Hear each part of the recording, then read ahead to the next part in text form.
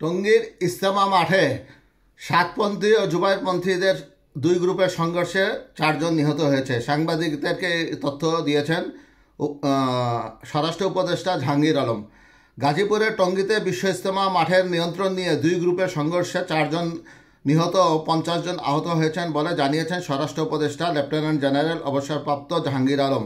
সংঘর্ষের ঘটনায় বুধবার 18 ডিসেম্বর সাদ ও জুবাইরপন্থীদের সঙ্গে তিনি বৈঠক করবেন এবং সংঘর্ষে 4 জনের মৃত্যুর বিষয়টি সাংবাদিকদের জানাবেন।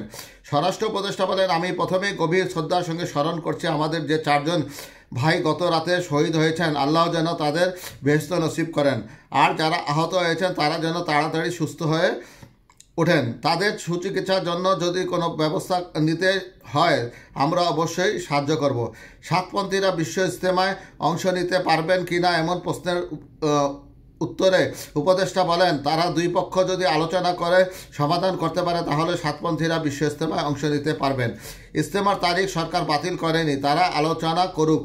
তিনি আরও বলেন, হত্যাকাণ্ডে যারা জড়িত তাদের অবশ্যই আইনের আওতায় আনা হবে, কোনো ছাড় দেওয়ার অবকাশ নাই। নিহতরা হলেন কিশোরগঞ্জ জেলার পাকুন্দিয়া থানার 11 সিন্ধু গ্রামে আমিরুল ইসলাম বাচ্চু, ঢাকার দক্ষিণ খানের বেড়াই এলাকার বেলাল, বগুড়ার তাজুল ইসলাম, আরেকজনের পরিচয় এখনও নিশ্চিত হওয়া যায়নি। আর আহতদের মধ্যেই অনেকেই রয়েছেন। ইস্তেমার তারিখ নিয়ে তিনি বলেন, তারিখ পরিবর্তন হয়নি, সরকার চায় উভয় পক্ষ আলোচনা করে সমাধানের পথে আসুক। এ সময় তিনি সবাইকে ময়দান ছাড়ার নির্দেশ দিয়ে উস্কানিমূলক বক্তব্য না দেওয়ার আহ্বান জানান।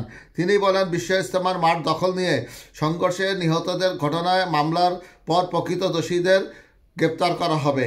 ইস্তেমার তারিখ পরিবর্তন হয়নি, সরকার চায় উভয় পক্ষ আলোচনা করে সমাধানের পথে আসুক। বৈঠক শেষে নির্দেশনা মেনে সবাইকে মাঠ ছাড়ার আহ্বান জানান সাতপন্থী শীর্ষ আলেমরা।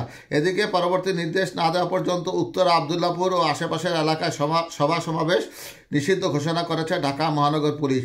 গাজীপুর পুলিশ ও স্থানীয় সূত্রে জানা যায়, আগামী শুক্রবার থেকে টঙ্গীর ইস্তেমা মাঠে 5 দিনব্যাপী ইস্তেমা করতে চান মাওলানা সাদের অনুসারীরা। মাওলানা জোবাইর অনুসারীরা তাদের এখানে ইস্তেমা করতে দিতে চান না, এই জন্য আগে থেকে ইস্তেমা মাঠ দখল করে নেন জোবাইর অনুসারীরা।